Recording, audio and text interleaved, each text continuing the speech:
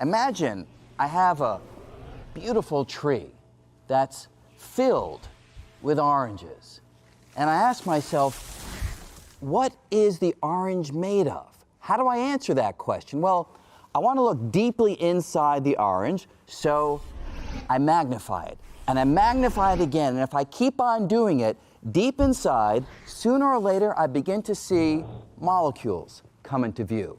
But molecules are not the end of the story, because the molecules, I can enlarge them. And if I make them big enough deep inside, I begin to see atoms.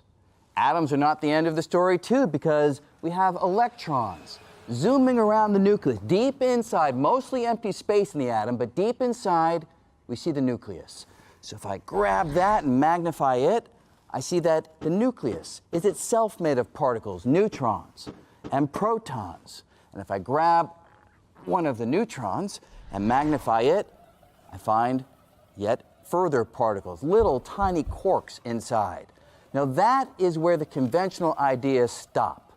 String theory comes along and suggests that inside these particles there is something else. So if I take a little quark and I magnify it, conventional idea says there's nothing inside, but string theory says I'll find a little tiny filament, a little filament of energy, a little string-like filament.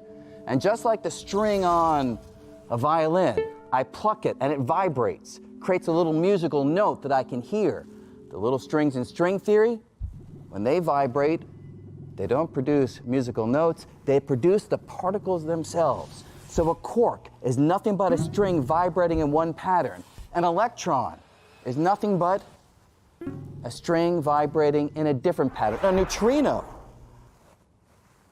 nothing but a string vibrating in a different pattern still. So if I take all of this back together, I have my ordinary orange, and if these ideas are right, they are speculative, but if they are right, deep inside the orange or any other piece of matter is nothing but a dancing, vibrating cosmic symphony of strings.